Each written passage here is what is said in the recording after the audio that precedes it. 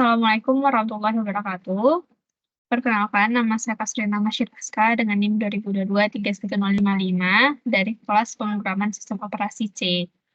Jadi sebelum saya mulai menjelaskan mengenai directory yang sudah dibuat di Linux, tentang cara-caranya, sebelumnya saya akan beritahukan dulu, ada 4 perintah dasar di dalam shell bash di Linux. Yang pertama ada mkdir untuk membuat directory baru, kemudian ada cd untuk pindah directory, dan kemudian ada ls untuk menampilkan daftar file dan directory dari suatu lokasi, kemudian ada pwd untuk menampilkan path atau lokasi dari directory. Dalam bash terdapat 4 fitur. Yang pertama ada alias untuk mengganti nama perintah, kemudian ada history untuk menampilkan riwayat perintah yang pernah dipanggil. Kemudian ada command line editing, itu kanan kiri. Kemudian ada command line completion untuk melengkapi teks perintahnya, yaitu dengan mengetik 3 huruf pertama, kemudian klik tab.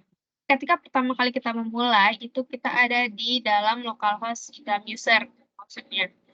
Nah, kemudian kita akan menggunakan perintah mkdir untuk membuat directory baru. Nah, di sini saya buat directory praktikum. Kemudian untuk masuk ke dalam directory praktikum itu menggunakan perintah cd. Nah, selanjutnya setelah itu kan berubah di sini kan ada tulisan praktikum nih.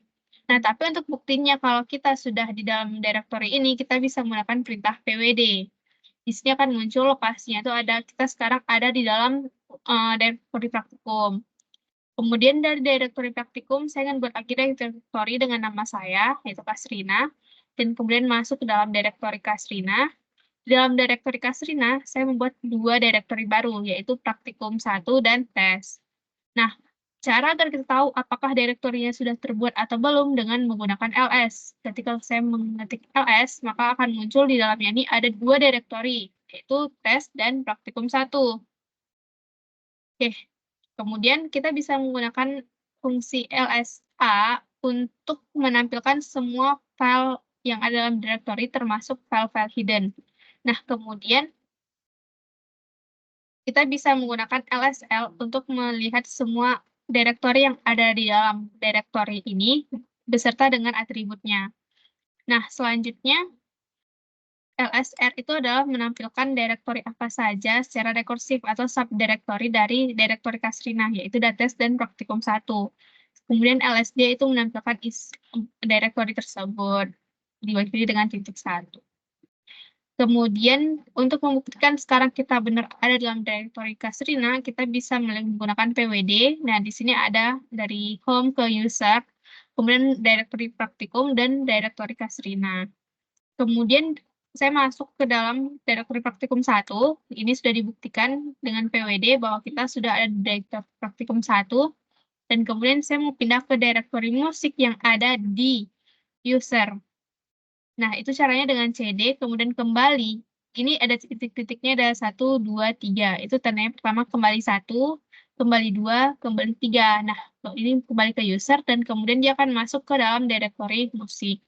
Nah, ini setelah kita sudah masuk ke directory musik, kita buktikan nih di pwd, home, Kasrina, atau user, kemudian directory musik. Nah, kemudian saya ingin membuat file baru di dalam directory praktikum 1, yaitu dengan file yang bernama file.txt. Cara membuatnya itu dengan menggunakan perintah touch. Jadi touch spasi nama filenya.